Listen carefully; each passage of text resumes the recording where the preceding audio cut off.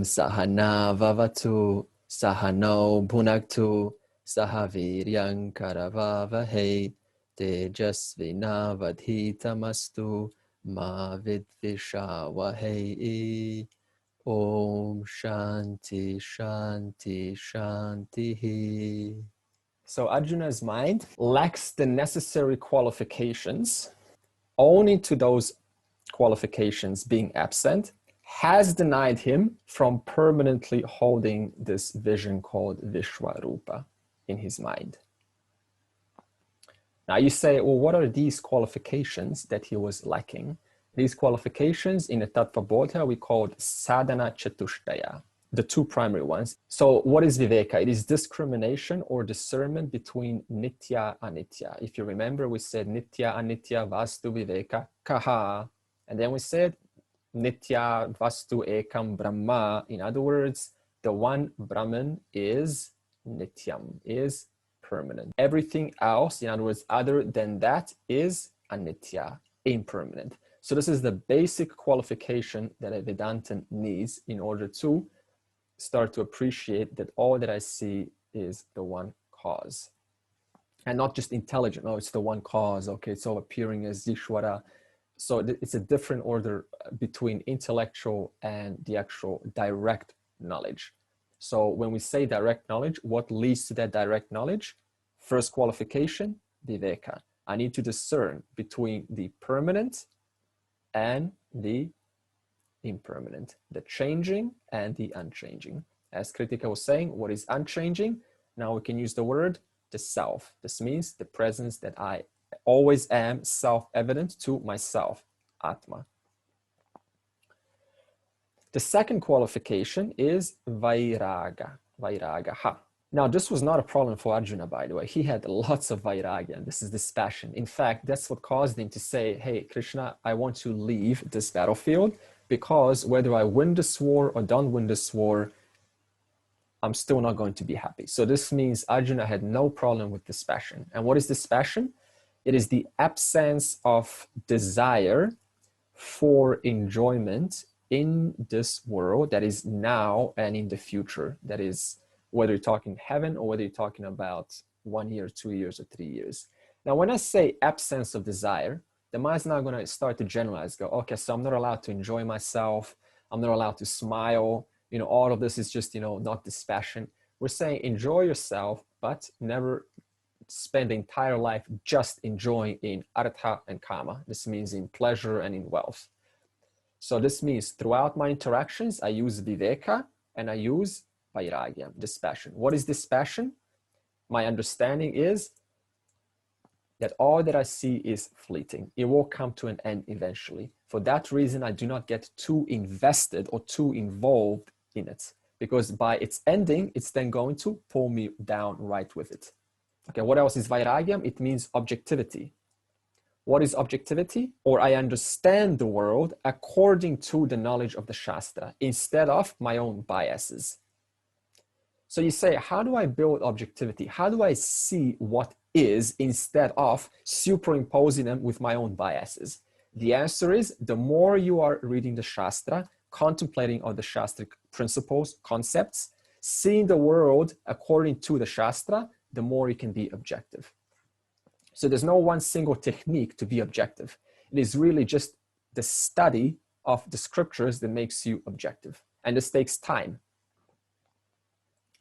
So without these qualifications that I just spoke about, that is viveka and vairagyam, what happens? The enthusiastic mind that was initially in its honeymoon, as was Arjuna's, it quickly recedes back to its original habitual way of thinking. So this means the mind which was previously attracted to whatever object now suddenly finds or loses interest in that very object. So this means one object was giving me the honeymoon. What was giving Arjuna the honeymoon? Vishwarupa Darshanam. That very object that was giving him the honeymoon now suddenly becomes the object of distaste, displeasure.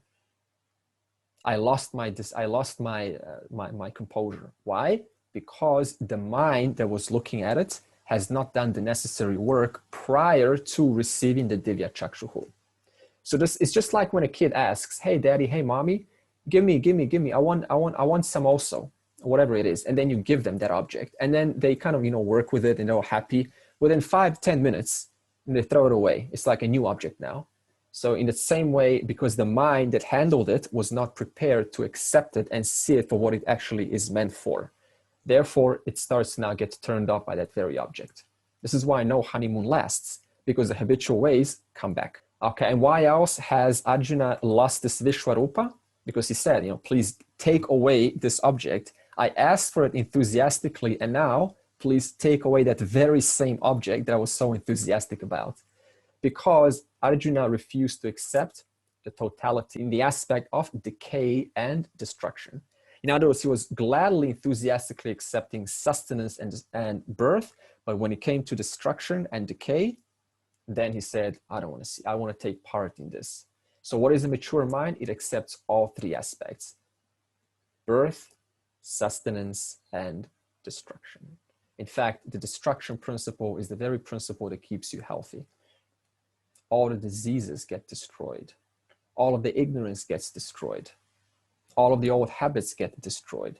So destruction is something to accept, to embrace, if you start to really think about how necessary it is to the total vision of life. Again, because of Arjuna's unpreparedness, what happened? He asked Krishna, please withdraw this vision back to your comfortable, what's called Ishta Deva, the personal deity with whom I am comfortable. So let's see what happens. Verse 48. Naveda yajna dhayanair nadanaihi nachakriya bhirnatapo bhirugraihi evam rupa shakya aham nirloke drashtum twadanyena kuru pravira. Not by the study of the Vedas and rituals, not by charity, not by performing rituals, nor by severe austerities can I, in this form, be seen in the world of men by anyone other than you, Arjuna, the bravest of the Kurus. Continue. I, in this form, cannot be seen. The sense organs have their limitations, so they cannot encompass the entire cosmic form. Each sense organ can only grasp a given sense object. Eyes can register form and color, ears can perceive only sounds, and so on. And all these also have a limited range. Beyond that, they have no scope. Even your imagination is something dependent entirely upon your sensory perception. You cannot stretch it to cover the cosmic form. That is why it is frightening to Arjuna. Of course, it was thrilling, but at the same time so frightening because of the destruction he saw. Krishna is pointing out that bhakti, which we will now cover from 48 to 55, the sadhana, which ultimately leads to permanent Vishwarupa appreciation. And to bring the effectiveness of bhakti, that means to demonstrate how it is significant, if you read the verse, it seems that Krishna is doing it at the expense of calling other sadhanas inferior. For example, he says, not by the study of the Vedas, not by rituals, not by charity, not by performing rituals, not by serving austerities. So now the mind's going to think, are they useless? No.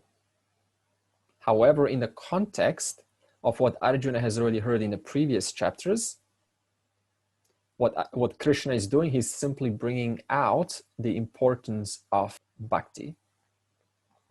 So in reality, all sadhanas, including the ones that I just mentioned, they're all equally significant. It just depends on what stage the person is at in their life. So we cannot now discard the study of this, Vedas and rituals and austerities. It has its use, it has its validity. But up to where Arjuna is right now Krishna can say, all of these ones that you have already done, that I've already talked about in chapter 4, 5, and 3, now I want to talk about bhakti. Therefore, bhakti is the most effective sadhana for Vishwarupa. For example, in chapter 4, it talks about 12 yajnas. One of the yajnas is vrata yajna. And that involves taking special vows, which helps sharpen the mind and the senses. Then we have Swadhyaya Yajna. This is reading or studying the scriptures, chanting mantras, and doing introspection. Then we have Pranayama Yajna. This is controlling the inhale and the exhale. We have Ahara Yajna. This is offering the right food in the right quantity to the digestive fire. We have Yoga Yajna. This is the 8-step process in chapter 6. Yama, Niyama, Asana, Pranayama, Pratyahara, Dharana, Dhyana, Samadhi. Then we have Dravya Yajna. This is social service and charity. Now, can you say any one of these 12 that I just mentioned, I haven't mentioned all of them, that they're useless? No.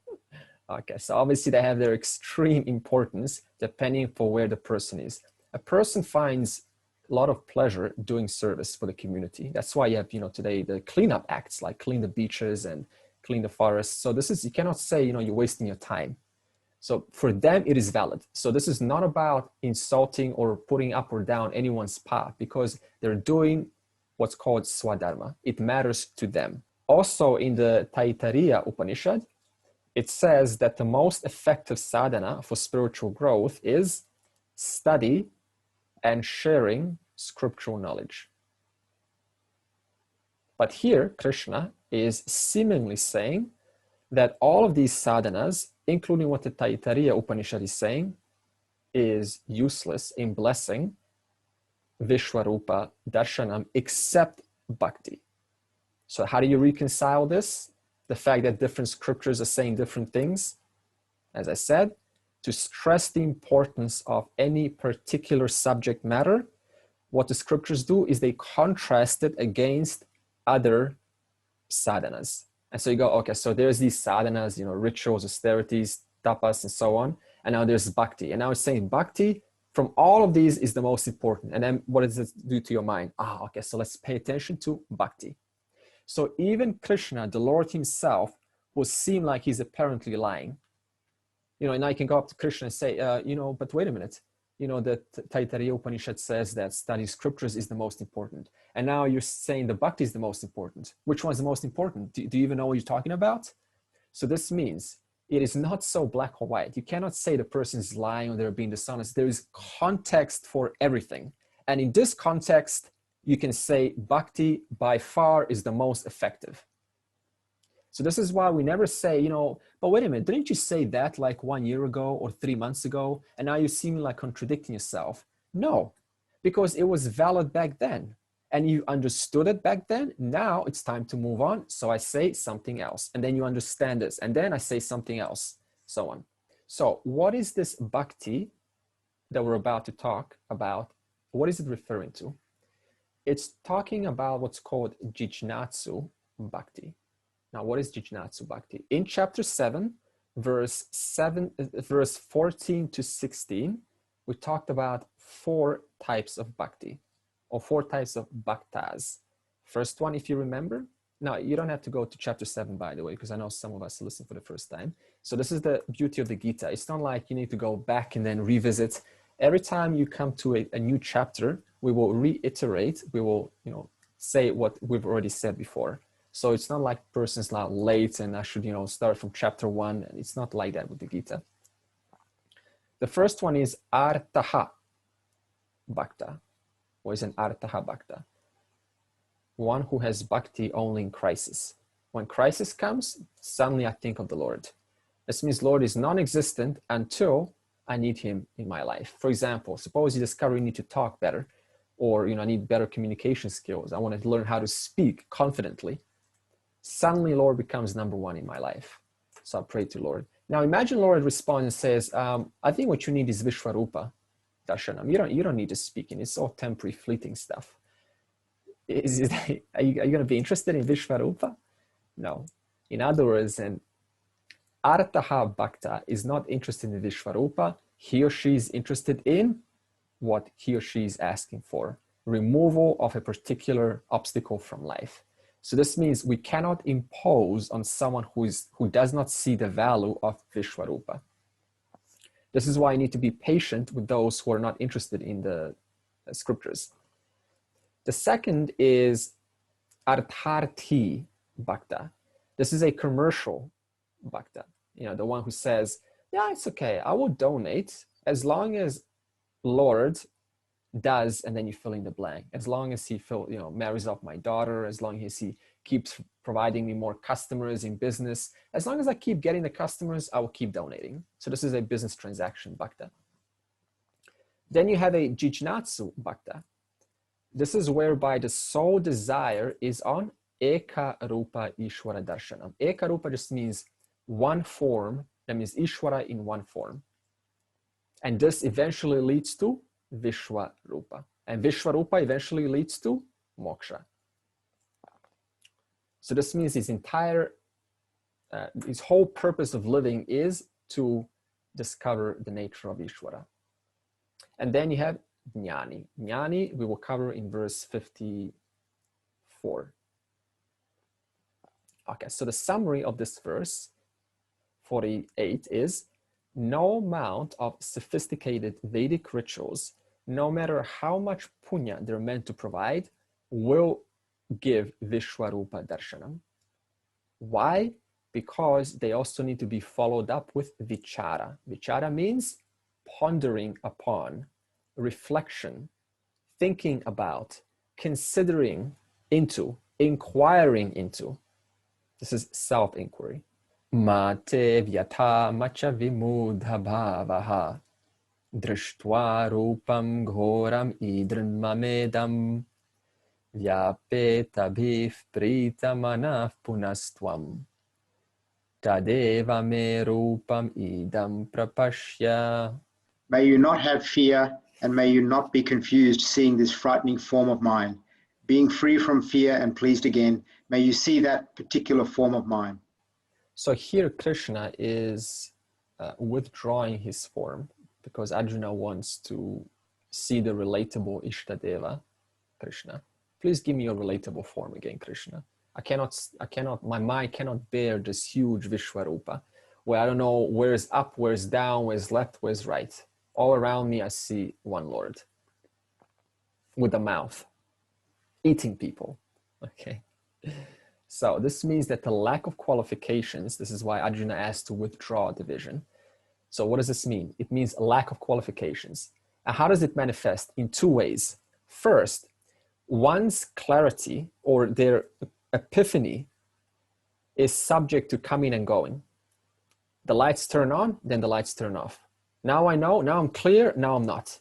So they go through this process of kind of like, yeah, I really got it today. And then next day, I'm not so sure. If this is the case, this is good news because this means the mind it's understanding, right? And it takes time for the mind to eventually come to this, quote, permanent place of understanding where there's no question of lights coming on and off. However, Arjuna is in a different position. Arjuna doesn't fully understand the meaning of Advaitam. And not understanding what Advaitam really means, this produces fear. For example, suppose someone says, I don't want the vision of Advaitam because I will no longer be interested in the world since everything will be the same. Everything will be non-dual, right? Everything will be one.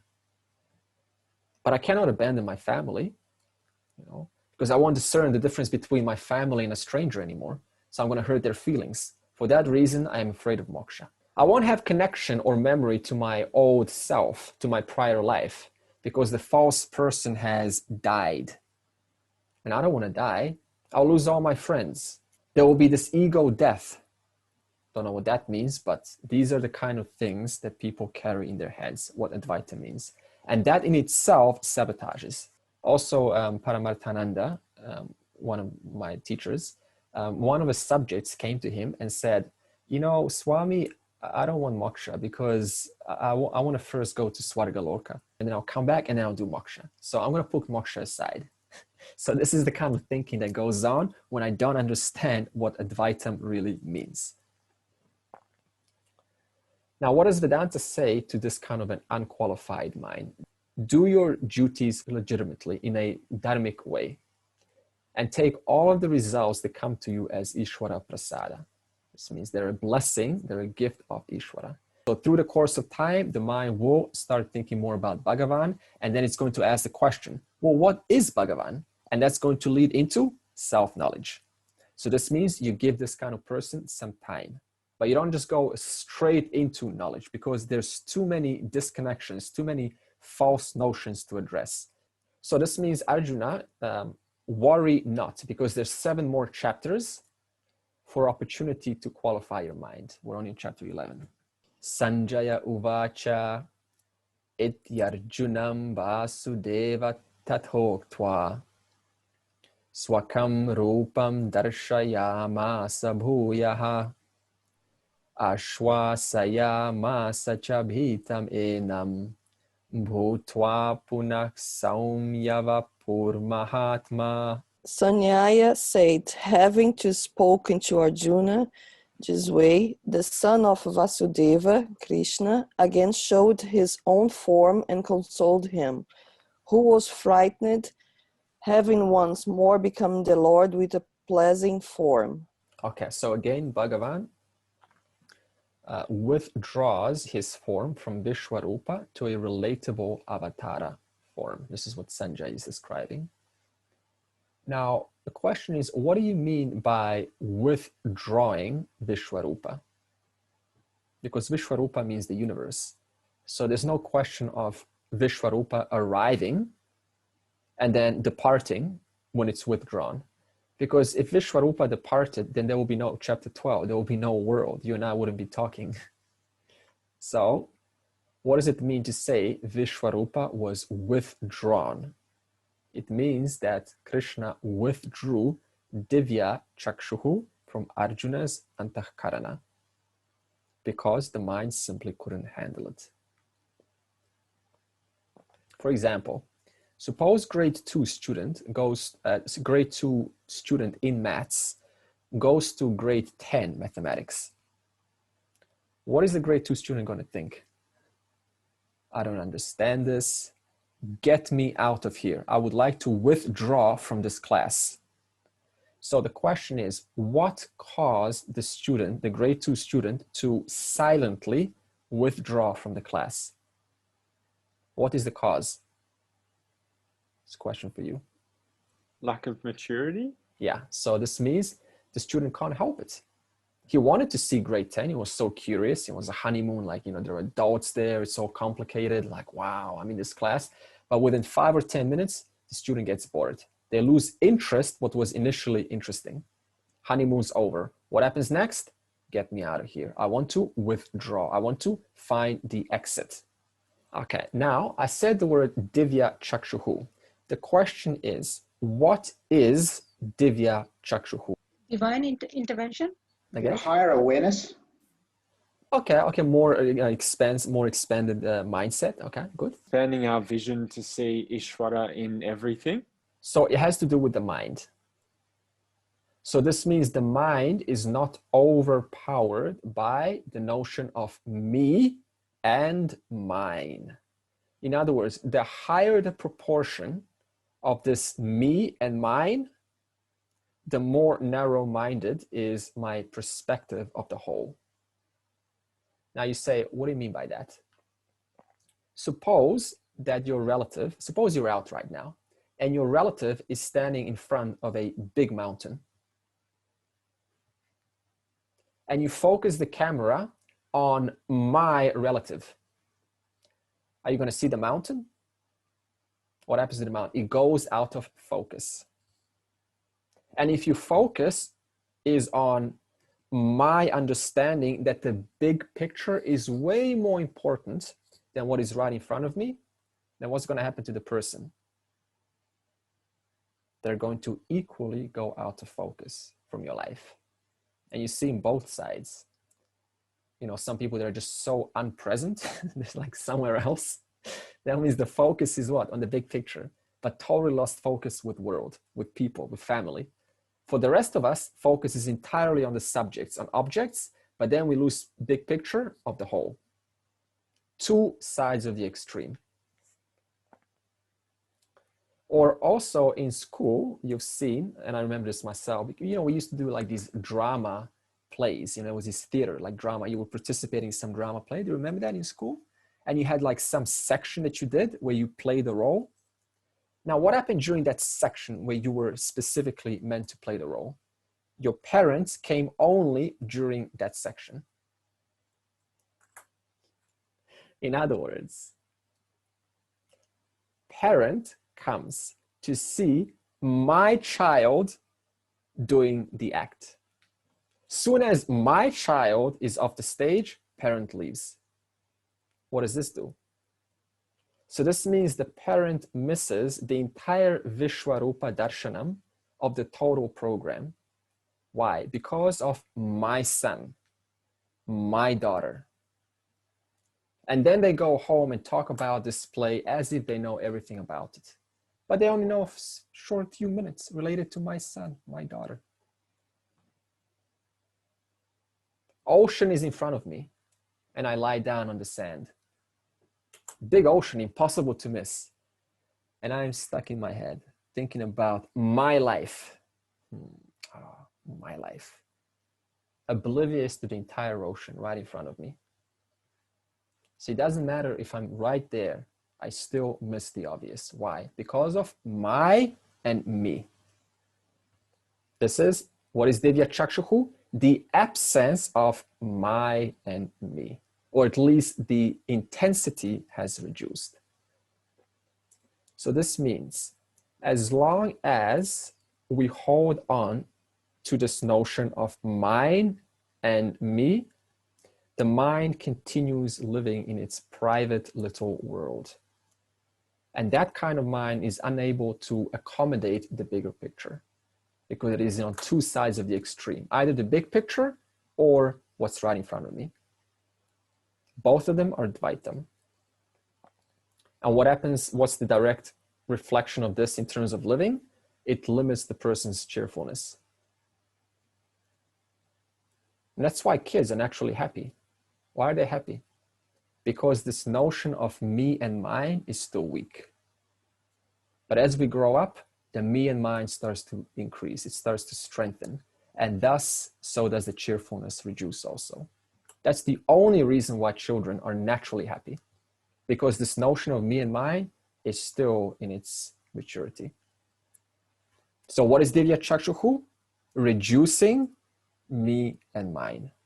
Arjuna uvacha drishtvedam manusham rupam tava saumyam janardana idanim asmi samvrittaha sacheta prakritin gataha.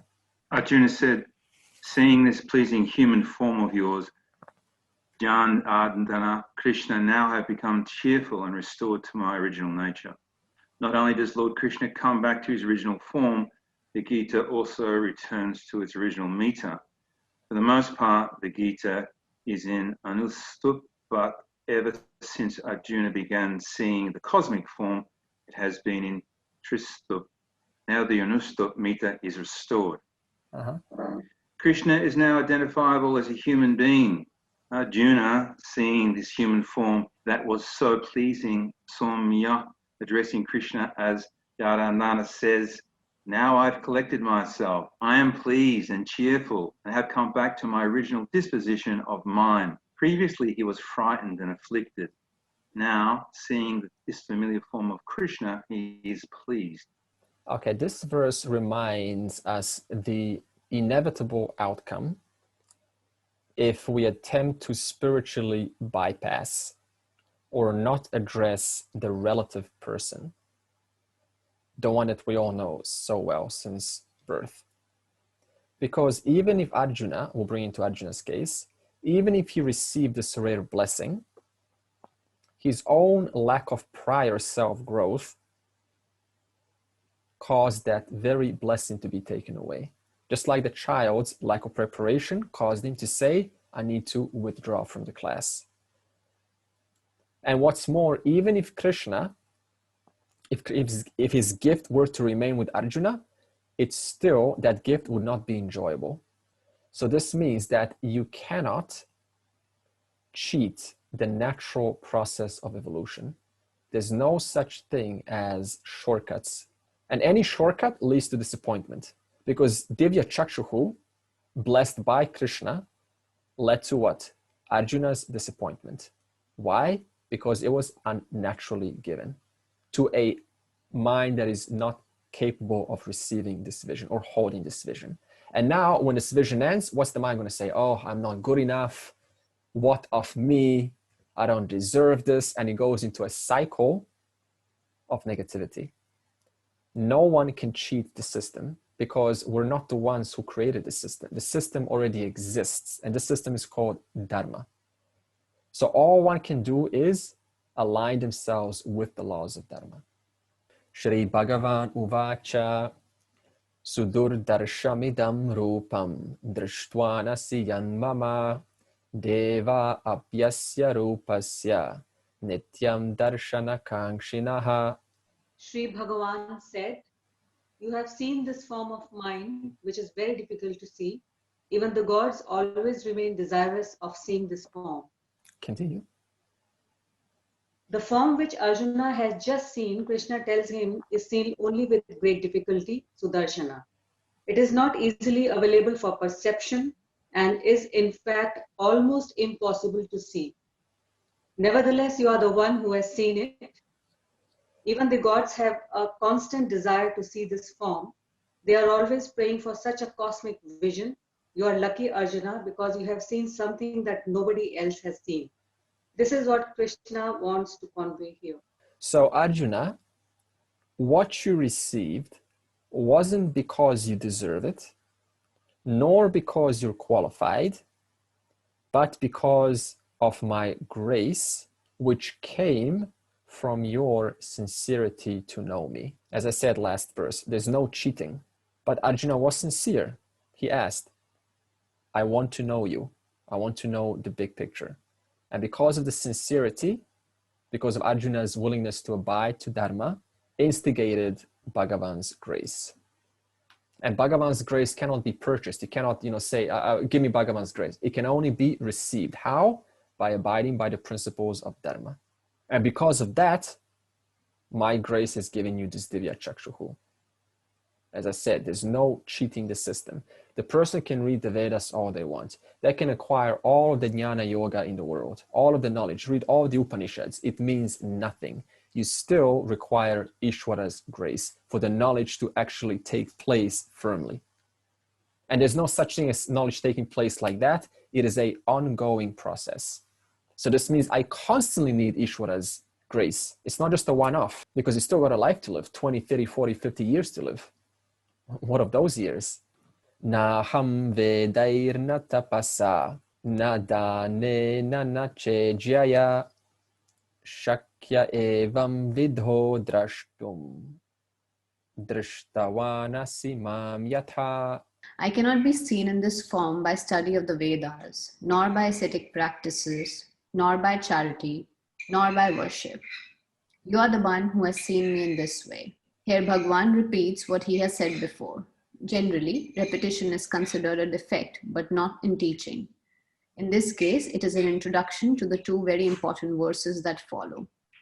Not by knowing the four Vedas, not by great ascetic practices, not by charity, and not even by ritual. Previously, he said yajna, which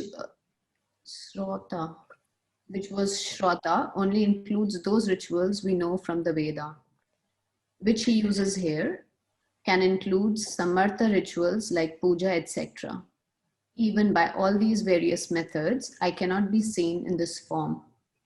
In the form that Arjun has been able to see him, no one else has seen in spite of great efforts. Through a repetition of various verses, this verse has been introduced here to provoke a question. If this vision is not attainable by all these great practices, yajna, dana, tapas, and so on, how then is it possible for one to see you? Andre, you can't see the form by studying the Vedas, but you can by doing nididhyasana. Yeah, which comes from studying the Vedas, of course. Like you said about sincerity, so even if one is sort of not qualified, has not done any of these other practices, if we sincerely ask for something, then God does provide his grace. Okay, so it poses a question. Why can't the mere study of Vedas, austerities, charity, worship, why can all of that not provide a complete understanding of the non-dual reality of Ishvara? So I'll ask you a question. Can mother's love be purchased? No. Okay. Does a child need to worship her, do austerities, read the Vedas to gain her love? Why not? Why none of that matters? Unconditional.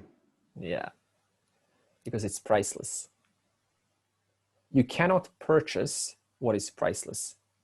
It cannot be attained because it is priceless. So in that same way, Bhagavan's priceless Vishwarupa cannot be purchased through sacrifices, through charity, through austerities, through yajnas. It cannot be purchased by any one particular action. Just like you cannot purchase mother's love through any particular action. Which is why bhakti, which leads to Vishwarupa, which leads to moksha, is not one particular sadhana. And this we will see in the next two verses, 54 and 55. And then it poses a question. If Vishwarupa is rare, then what is the means of being blessed by it? And then Krishna will now give the means in verse 54 and 55. Bhaktya tvananyaya shakyaha ahameva vidhorjuna Jnatum drashtum cha tattvena praveshtum cha parantapa. Whereas Arjuna, the scorcher of enemies with devotion in which there is no other, it is possible that I can be known and seen in this form, and in reality can be entered into. Purely in keeping with the Shastras, there is no longer any magic here. It is possible to see me in this form, Krishna says, by the devotion that admits no other. Anyaya means without any other. Therefore, a devotion that does not imply any other thing is Anyaya Bhakti. What does it mean? This has been interpreted to mean that only by devotion to Krishna, not Rama or any other god, that you get this vision of Ishvara. By the meaning here is devotion in which there is only Ishvara, none other. Generally, we are committed and devoted to a number of things: money, one's partner, duty, and so on. And there is a little bit of devotion to God also. On a certain days of the week or at certain times of the day, we turn our attention towards God. Because our devotion is divided among various things, God has to wait for his turn. When money making and counting is over, when devotion to music and other things, Bhagwan gets his chance, the last chance. Then slowly a person finds that the little bit of devotion he had for the Lord has grown to cover a few more things. He finds that money also is Bhagwan. Wife is Bhagwan, children are Bhagwan, till finally the whole world is Bhagwan. This is Anyaya Bhakti. The devotion goes nowhere else except to Bhagwan. Okay, thank you. Okay. Pick up any? This is Yes? a bit confusing because initially we said that the only way to Ishvara, to Brahma is through Jnana Yoga. Yeah. So knowledge, so this is not knowledge, this is love. Yes, so Jnana Yoga backed by devotion, because the expression of my knowledge directly reflects in my behavior, and that behavior is called bhakti. Just like when you have knowledge of your wife, who she is, what she is, how is that knowledge expressed with her? In a form of your devotion to her. So this means knowledge and devotion are not apart. This means the quality of my knowledge is directly reflected in my devotion, expressed as what I say, how I conduct myself, and how I generally transact. So in verse 54, Krishna wants to point out that the means to Vishwarupa Darshanam, which is a prerequisite to knowing the big picture, to capturing and holding the big picture, is what's called Anaya Bhakti. What is Anaya Bhakti? So as I mentioned earlier in verse 48, chapter 7 covers 4 levels of bhakti. Artaha, Artharthi, Jijnatsu, Jnani. 4 levels of bhakti. These 4 levels we can further classify into 3 stages. Stage 1 would be Artaha and Artharthi. This is how everyone starts. This means my devotion and worship to the Lord is for the sake of seeking worldly benefits, whether dharma, artha, or kama. This means Lord becomes the means and experiences and objects become the end. In the Upanishads, the stage 1 is called preyaha. You've heard of this word before, preyaha. It is also in the Bhagavad Gita called Sakama Bhakti. Stage 2. This is where Jijnatsu fits in. So through the course of time, in stage 1, which I just described, eventually the Bhakta's Viveka sharpens.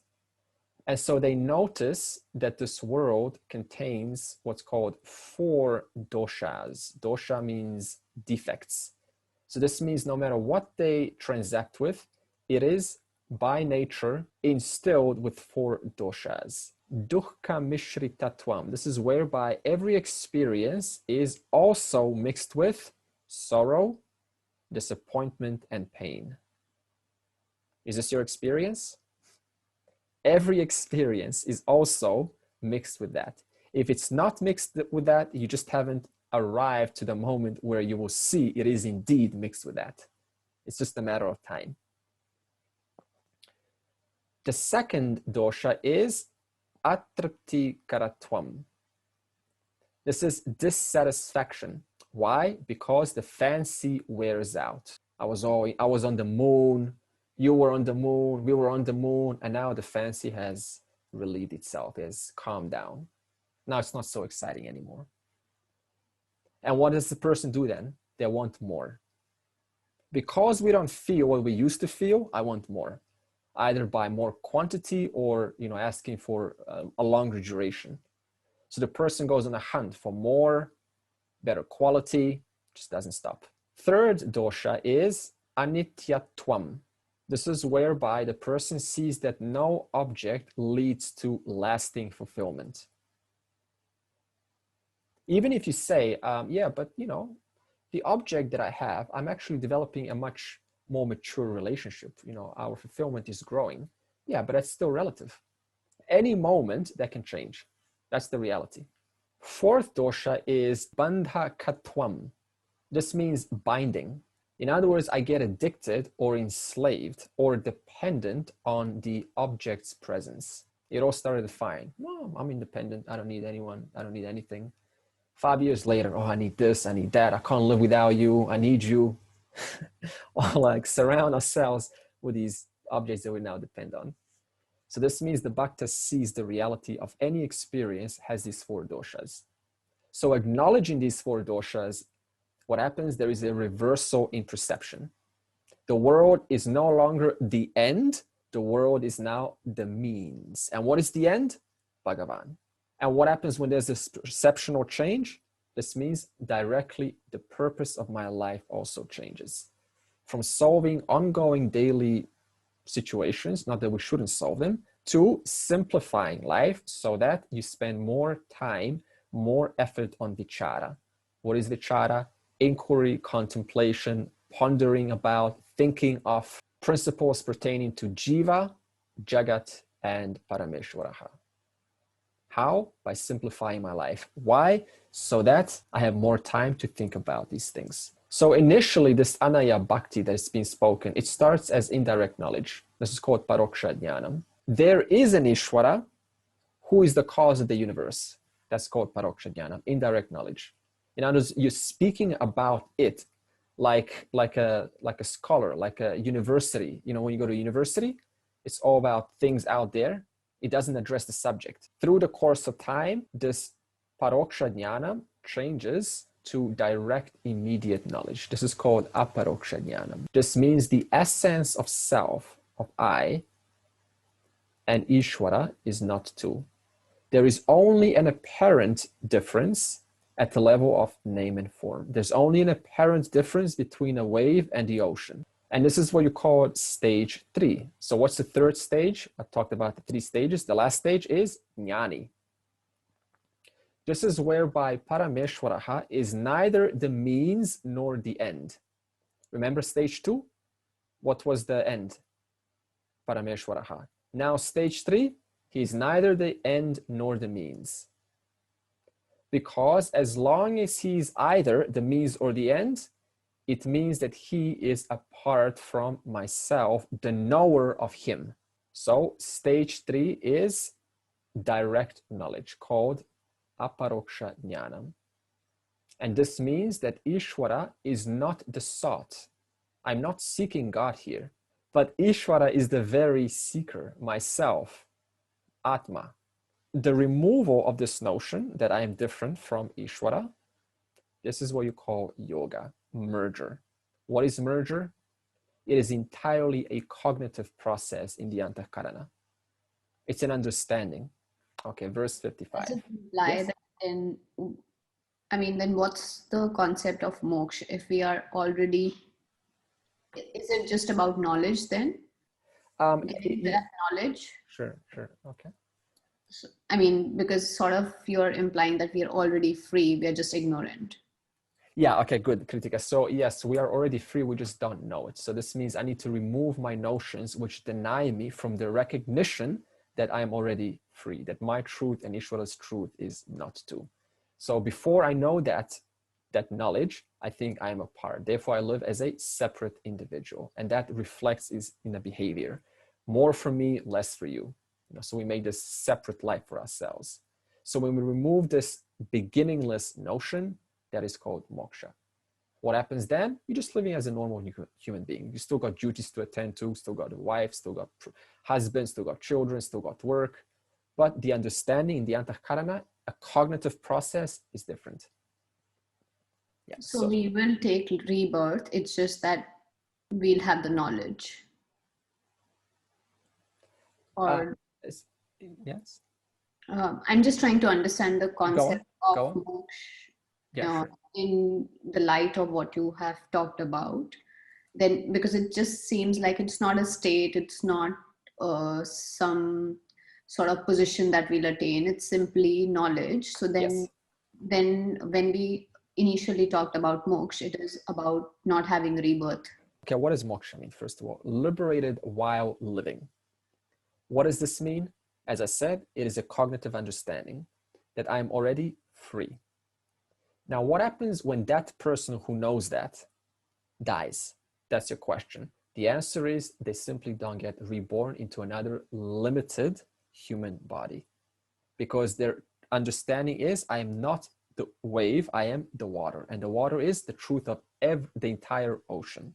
Therefore, what happens to a person who has moksha? What happens when they die?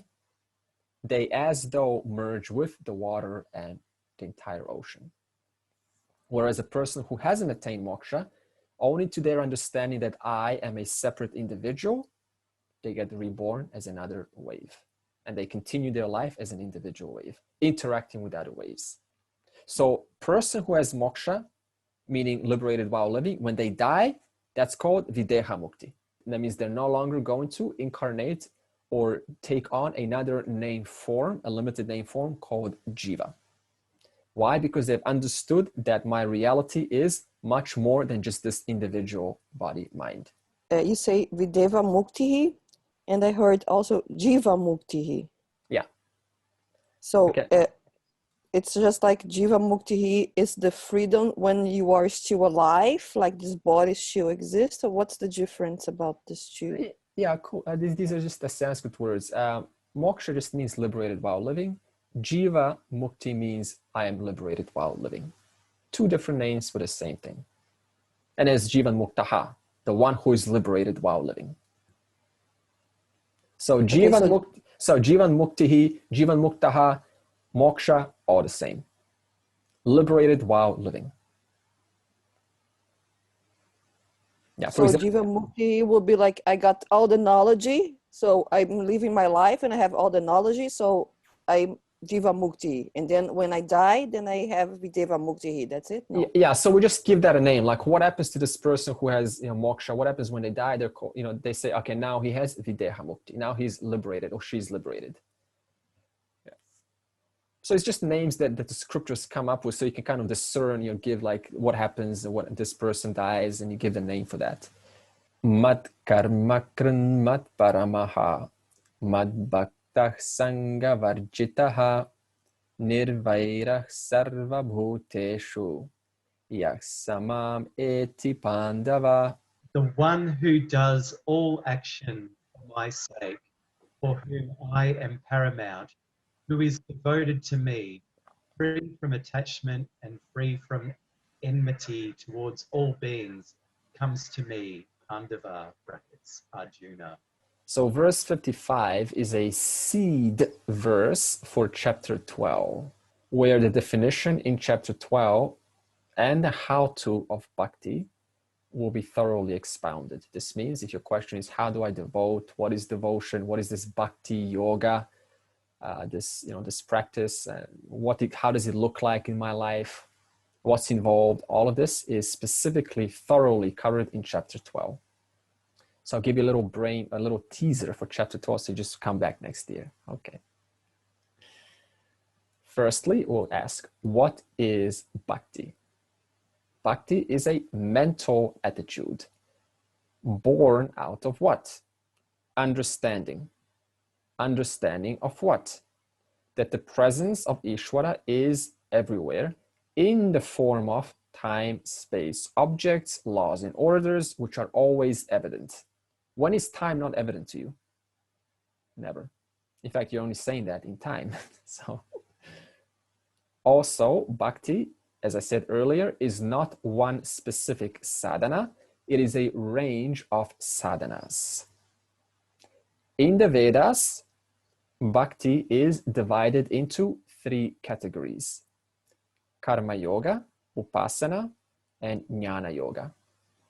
In chapter 12, next year, as I will see you, these 3 categories are further divided into 5 categories for the sake of specificity. So I will now tell you what the 3 categories are. I will tell you what the 5 categories are next year. The first category is Karma Yoga. So we'll ask, who is Karma Yoga for? The one who assumes that I am a doer, the cause. Now, if you assume that you're the doer, that also means I must also thus be the enjoyer, the sufferer, the effect. Therefore, I am a cause effect within my own private world. So Karma Yoga is for that one. What does Karma Yogi understanding involve? I will give you in a simple step-by-step fashion. Step 1. What does the Karma Yogi understand? When I do an action, karma, a result, karma palam, is generated, whether it is now or in the future. Step 2. You ask, what made that result possible as a result of my action? Answer, cause effect, time, other people, many laws and orders that are taking hold every second. Step 3, you ask, what one principle connects all of these variables together? Answer, presence of all knowledge, all power. called Ishvara. Step 4, you make a conclusion. Therefore, I dedicate all of my actions to the feet of the Lord, because it is all possible because of him alone.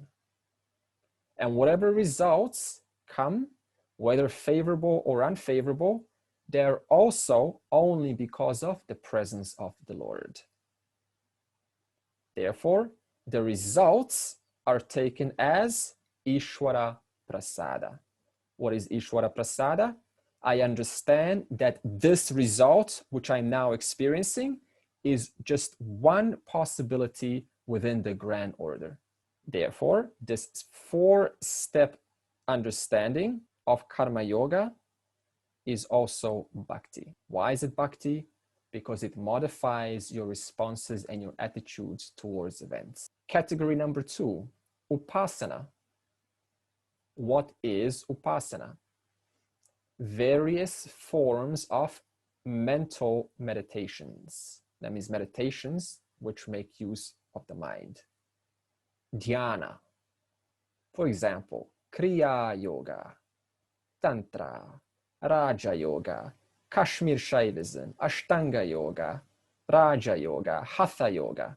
Now, what's the context of Upasana in relation to category number 1, Karma Yoga? Karma Yoga is suitable for an extroverted mind. That means the mind that is always looking outwards. It is too impatient or too undisciplined to look inwards. Well, I don't have time to look inwards, just busy, busy, busy.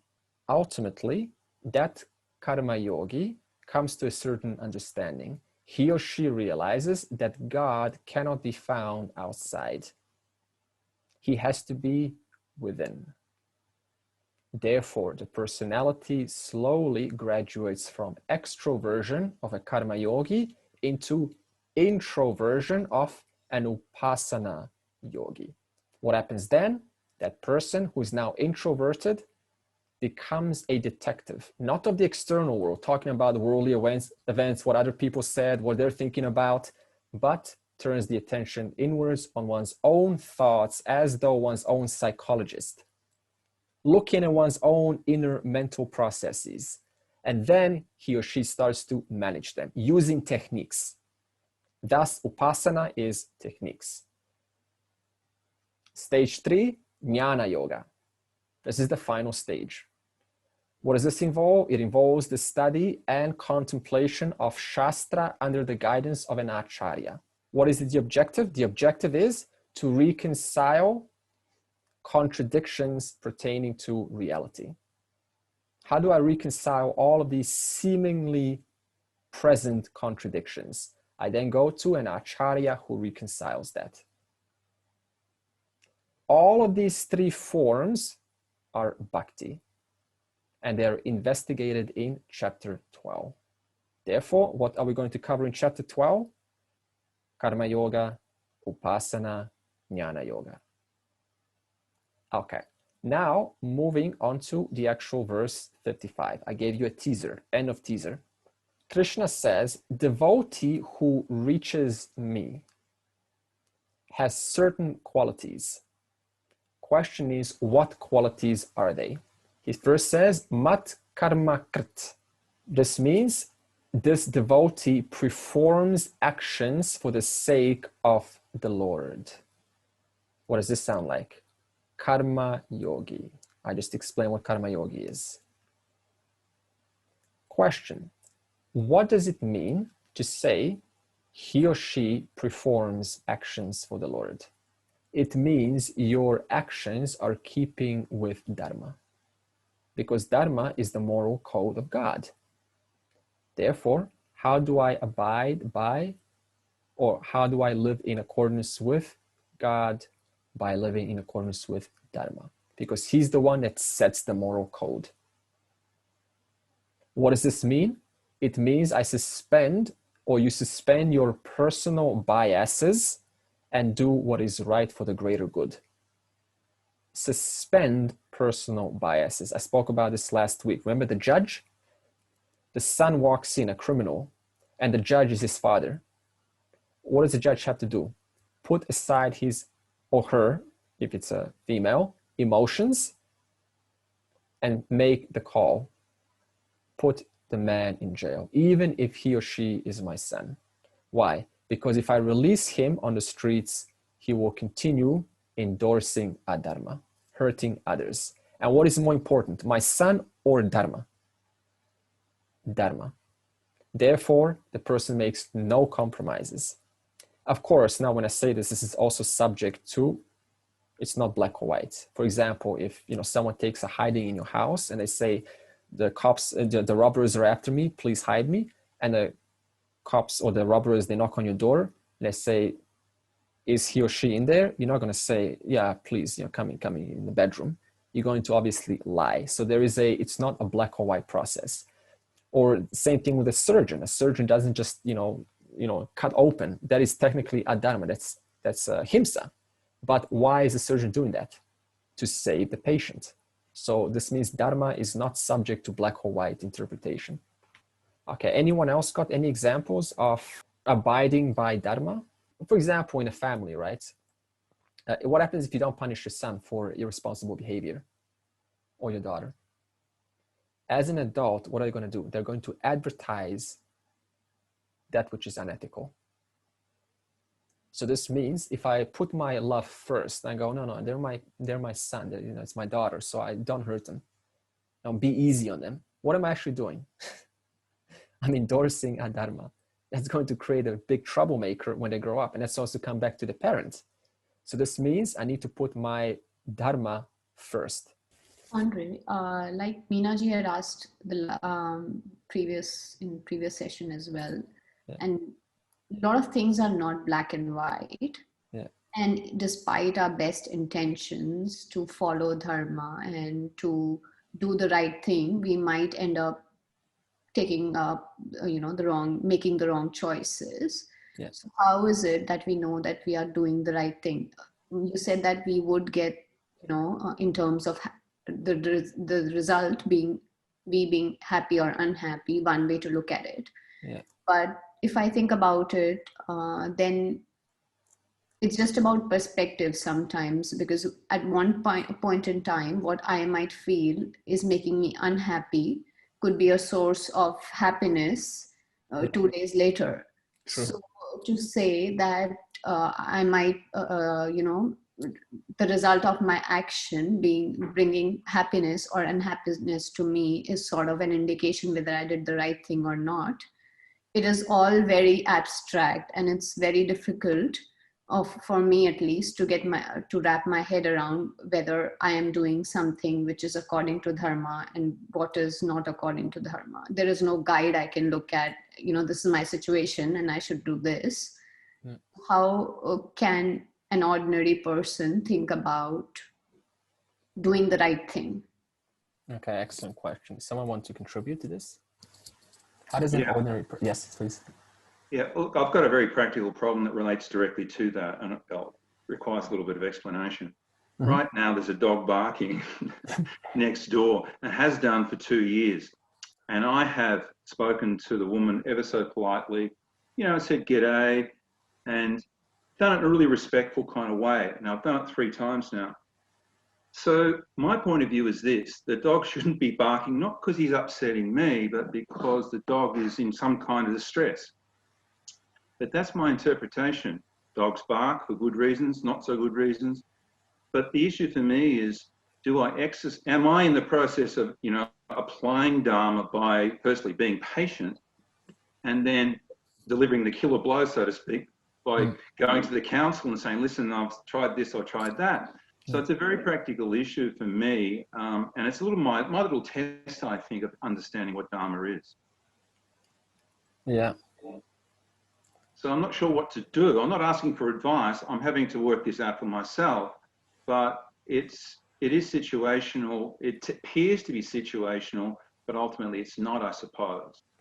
Yeah, even at the court, when Krishna came to negotiate and offer, a peace plan to the Kauravas to not go ahead with the war. What did Krishna do? He offered 5 options. He said, here's, you can have, give them back their entire state, and then give them give them 5 houses, and then 5 villages, 5 houses, 1 house with 5 rooms. And so even the Lord himself, he couldn't actually convince Duryodhana to follow through. Now, what to say of us? Right? So this means that even if we try to do our best, right, we still don't exactly know how it's going to work out, first of all. But it doesn't. So now, does this mean that Krishna is supposed to go back and go, oh, I'm not good enough. The Lord of the universe is not good enough at persuading. I'm a failure. So what did Krishna? He went back and he didn't think about it again. He said, I've done what I could. And several options, they all failed. And now I will now do the, as you say, killer blow. Maybe it's go to the council, right? And, deliver a war or something.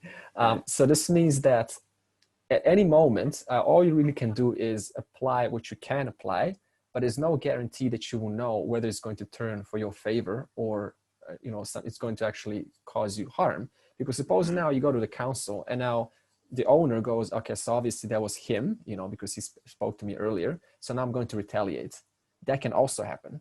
Right?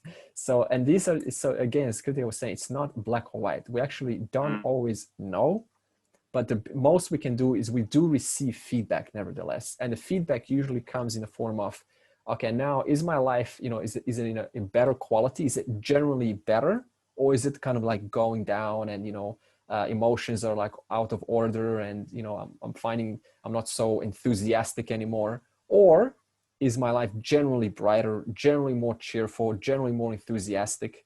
So this means that all of our actions, we do receive a feedback. And based on that feedback, we can now then ask, okay, what now? And every time you say what now, that's exactly where you have the option of applying Dharma again. Okay, so all of these examples we mentioned is called Swadharma. What is Swadharma? Everyday thoughts and actions are in the name of ethics, decency, consideration, fairness. Of course, these words are all now questioned, like what is decent, what is, considerate, what is not considerate, what is ethical. So this is, obviously coming through time, and we'll talk about more about this in chapter 13. So the original question was, what does it mean to say, perform actions for the sake of the Lord? I gave you perspective 1. Perspective 2. It means that knowing all time-bound experiences, every experience is time-bound, it resolves into one cause. And for that reason, I convert all of my preyaha, I told you what preyaha means, sakama bhakti, in other words, artha kama, I convert all of that into shreyaha. Shreyaha means anaya bhakti. What do you do with a decorated beautiful chair in your house? You do everything. You put nice jingles and bells and whistles on it. You add colors on it. You add flowers. You add fragrances. You add all of this onto your beautiful cardboard chair in the house. But what is the one thing that you don't do with that cardboard chair? you say that you don't sit on it, right? Okay. You don't sit on it. So what happens if I sit on it? It obviously falls. It does not support me. So this means no matter how beautiful the world looks, I never stop there. I see that ultimately I cannot depend on the world because it is dependent on a much larger reality, that is Ishvara. So this means I put my dependence on Ishvara and not on the world. We're not saying now dismiss the world. We're just saying don't lose sight of what belongs where. If I lose sight, then I say, okay, the world is one big chair. Let's sit everywhere. And each time it leads to disappointment because I fall. And I go, oh, it's okay. I've got one more chair. And I sit, I fall again. So what's the original question? The devotee who reaches me has certain qualities. The second quality is mat paramaha. This means this bhakta refuses to get too involved in experiences. Too involved. I'm not saying they refuse to get involved, but too involved, because they know that every experience that I get too involved in is bound to carry a trail of relatable thoughts, even when that experience ends. And what's the mind they're going to do? It's going to focus on those thoughts. Now, suppose the mind is doing this all its life. Is it ever going to get time to focus on the ultimate goal? Therefore, the bhakta protects his or her mind intentionally says, no, I'm not going to watch this movie with violence because I know what's going to happen once the movie ends. And I'm going, oh, it's such a good movie.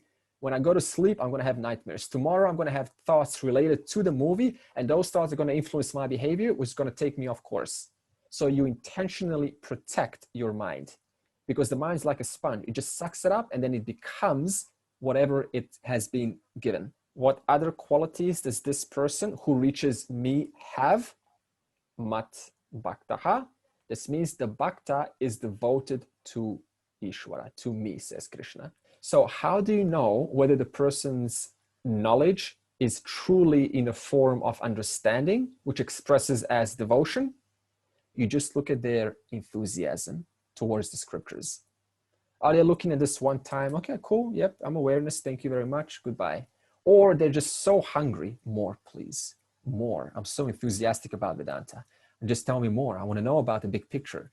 They always want more. This means they're hungry for their enthusiasm is 10 out of 10.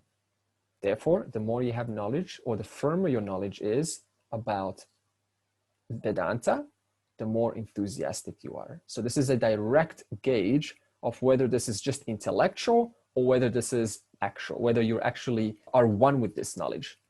Sangha varjitaha. The bhakta's mind is relaxed about objects and people. It says here free of attachment, but I'll explain what that means in a different way. What does this mean to be free of attachment? It means the bhakta refuses to place excessive meaning onto things. How do you not place excessive meaning onto things? You tell me. By not keeping thinking about it again and again and again. Okay, definitely. Yeah, because a thought kind of, reinforces a new thought, it just keeps building up. Indifference, more like a witness. Okay, can you be just a witness to someone robbing your wife?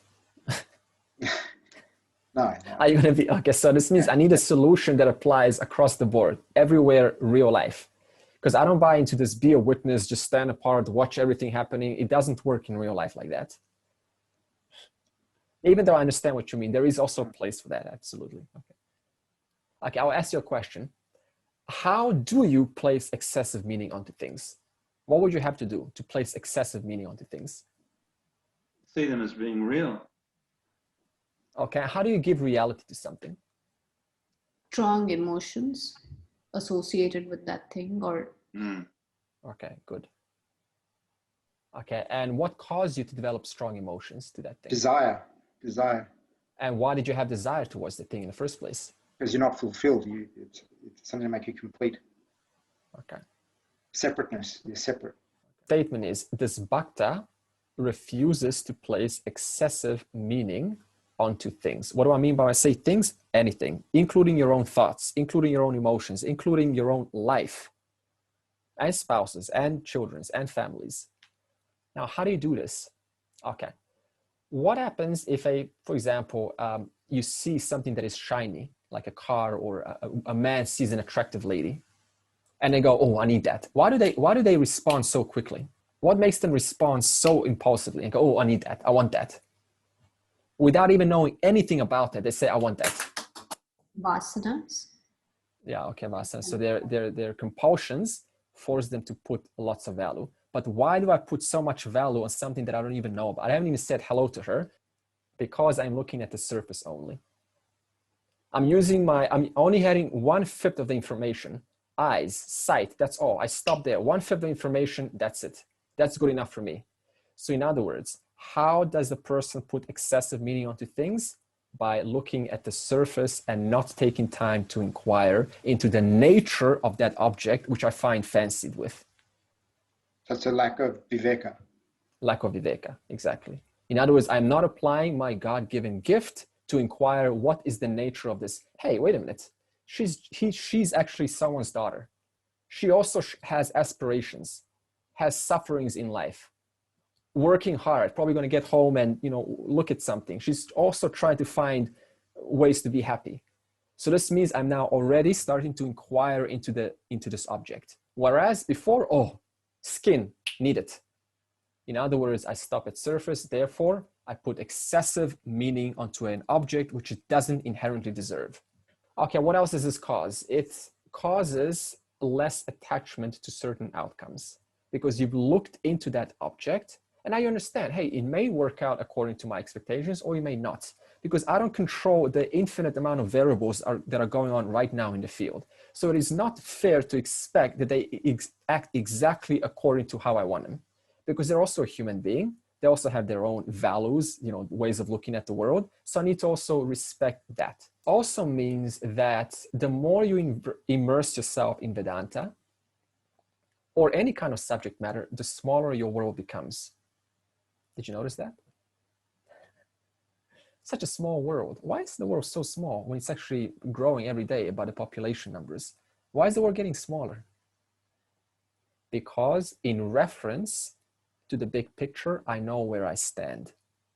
If I don't know where I stand in reference to the big picture, then I want it all. I want to be the president. I want to, you know, conquer the whole world. Why? Because I don't know where I stand specifically in relation to the big picture. Therefore, the more you know who you are, what you are, where your strengths and weaknesses lie, the smaller your world gets. And then finally, nirvairaha.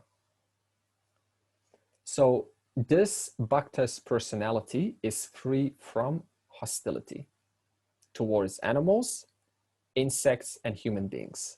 Okay, so I'm never supposed to kill a mosquito. I'm never supposed to walk on an ant.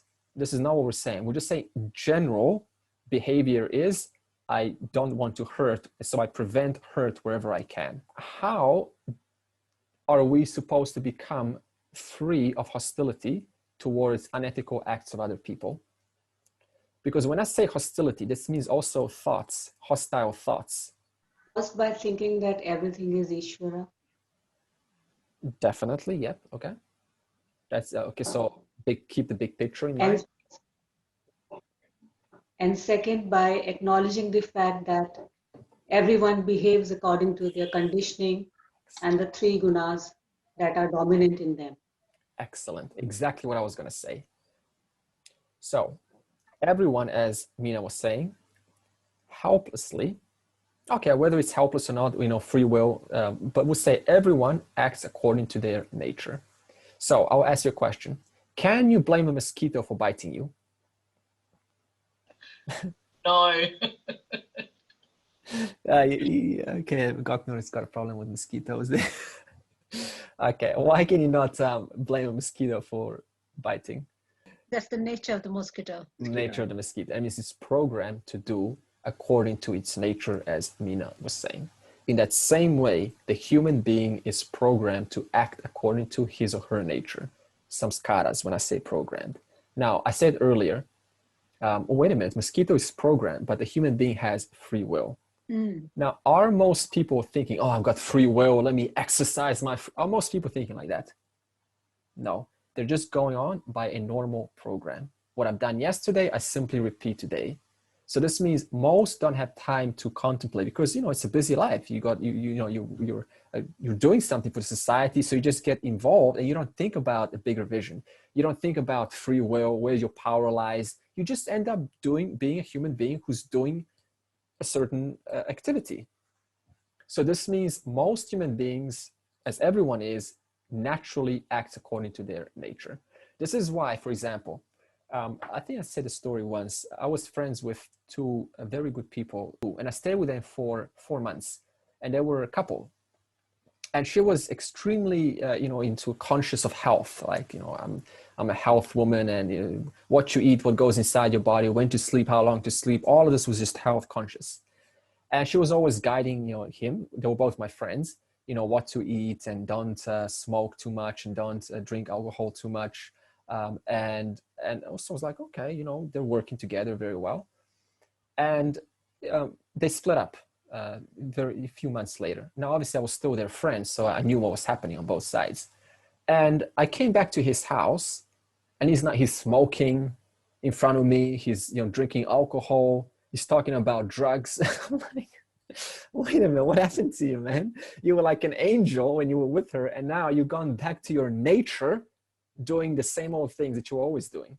In other words, the person cannot help themselves but to act according to their nature if they don't spend time in vichara, contemplation, reflection, pondering, consideration. So this means if I don't apply inquiry in regards to my life and my behaviors, there is no doubt the person will fall back into their old habitual patterns. Why? Because you got a whole huge arena of samskaras that are constantly coming forward. This is called prarabdha karma. So this means we have to be consciously alert. Sa mam eti. Such a person surely attains me. So the ones with all of these qualities surely attains me. I grace him or her with a guru who provides Jnanam, Jnana Yoga, self-knowledge. Because unless Lord graces, then the seeker simply won't know which person has knowledge or doesn't have knowledge. What does a seeker know? To them, it's all, everyone looks the same. Everyone's either worthy of listening to or everyone's suspicious.